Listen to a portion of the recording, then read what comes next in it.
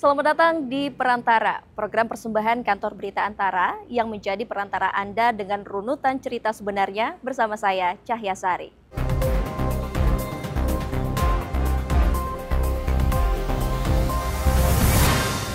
Pemirsa, pencabutan ketetapan Majelis Permusyawaratan Rakyat Sementara TAP MPRS nomor 33 tahun 1967 menjadi penutup babak mengembalikan posisi Soekarno sebagai pahlawan nasional tanpa dibayangi oleh tuduhan.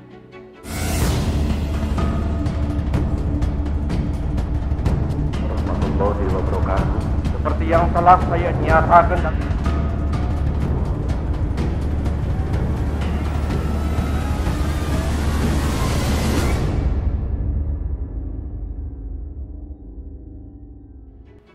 Pada 9 September 2024, Majelis Permusyawaratan Rakyat MPR resmi mencabut ketetapan TAP MPRS nomor 33 tahun 1967 tentang pencabutan kekuasaan negara dari Presiden Soekarno. Hal itu dilakukan dengan penyerahan surat resmi tentang tidak berlakunya TAP MPR tersebut oleh Ketua MPR RI Bambang Susatyo kepada pihak keluarga Bung Karno. Dengan dicabutnya TAP MPR tersebut, menurut Bamsud, tuduhan bahwa Bung Karno telah melakukan pengkhianatan terhadap negara dan mendukung pemberontakan oleh Partai Komunis Indonesia PKI tidak terbukti. TAP MPRS nomor 33 1967 menjadi sejarah penting dalam peralihan kekuasaan dari Presiden Soekarno menuju Orde Baru.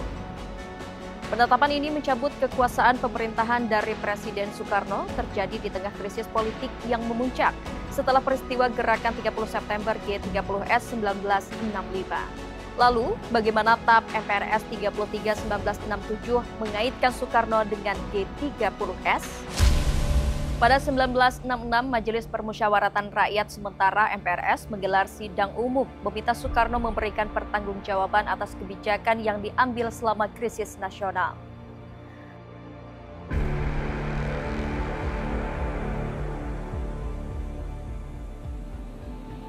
Soekarno pun menyampaikan pidato pertanggungjawaban yang dikenal sebagai Nawaksara pada 22 Juni 1966. Namun, pidato tersebut dianggap tidak memenuhi harapan banyak pihak.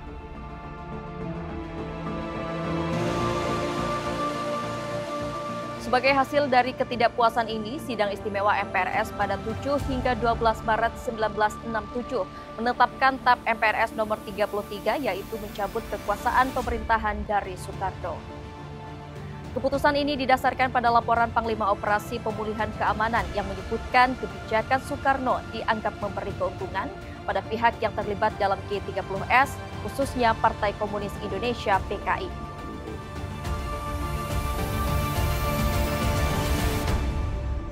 Pencabutan kekuasaan Soekarno tidak hanya mengakhiri kepemimpinan politiknya, tetapi juga meninggalkan stigma yang terus melekat selama bertahun-tahun. Soekarno dianggap bersalah tanpa melalui pengadilan yang sah. Baru pada 2003, TAP MPR nomor 1 memberikan mandat untuk meninjau kembali status hukum TAP MPRS 33 1967.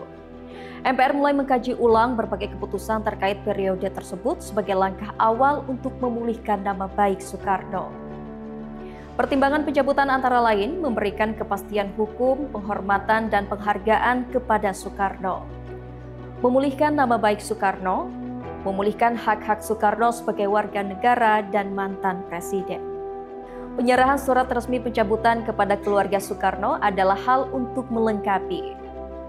TAP MPR nomor 1 tahun 2003 sebetulnya sudah mengesahkan pencabutan TAP MPRS 33 1967.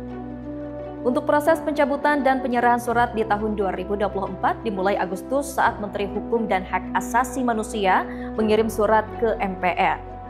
Kemudian pimpinan MPR merespons dan membahas dalam rapat pimpinan MPR.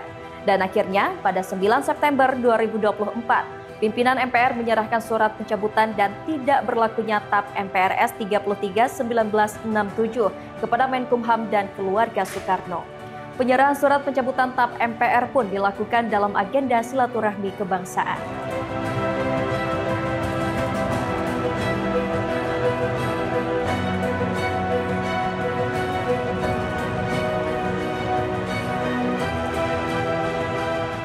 Putra sulung Soekarno, Guntur Soekarno Putra menyatakan ahli waris Soekarno sudah menunggu selama lebih dari 57 tahun untuk keadilan terhadap ayahnya dan juga menginginkan rehabilitasi. Pemirsa, itu dia perantara untuk episode kali ini. Anda bisa menyaksikan tayangan ini di saluran UC TV, kanal YouTube Antara TV Indonesia dan antaranews.com di bagian video. Terima kasih telah menyaksikan. Saya Cahya Sari pamit undur diri. Sampai jumpa.